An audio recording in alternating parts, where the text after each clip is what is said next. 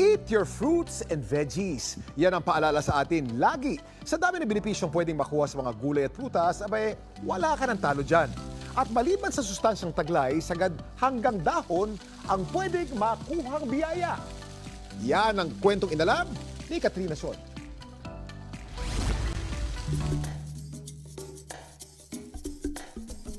Ang bunga ng prutas at gulay, natural defenders sa mga sakit dahil sa dami ng bitamina. Pero meron ding mga halaman na ang benepisyo hanggang sa dahon. Madalas namang ipinapatong lang ito sa pagkain bilang palamuti.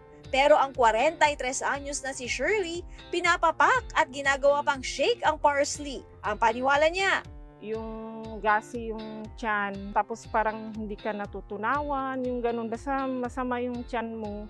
Maganda itong parsley juice. Maganda rin po siya para sa immune system natin. Kunyari, madaling sipunin, nakakatulong siya, malaking tulong siya sa akin, nawala yung manas.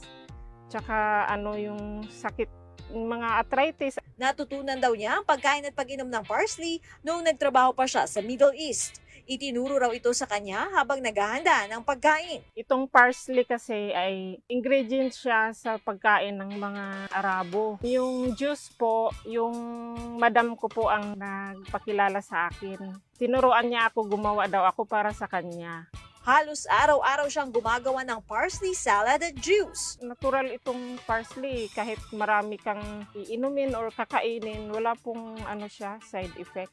Wala naman akong na-experience na ganun. Paliwanag ng internal medicine specialist na si Dr. Ruby Losenio, marami raw talagang benepisyo ang pwedeng makuha sa parsley. Ang parsley, meron siyang health benefits, especially sa mga pasyente natin na essentially healthy. Kumbaga yung mga pasyente natin na walang ibang sakit, walang ibang comorbidities. Pwede siyang makatulong na mag-boost ng immune system natin. Very rich kasi siya sa vitamin C and vitamin B complex. Pwede din siyang mag-strengthen ng bones natin dahil sa calcium and magnesium niyang component. Very rich siya sa fiber at saka sa mga antioxidants. Nakakatulong siya sa pag-normalize ng bowel movement ng tao.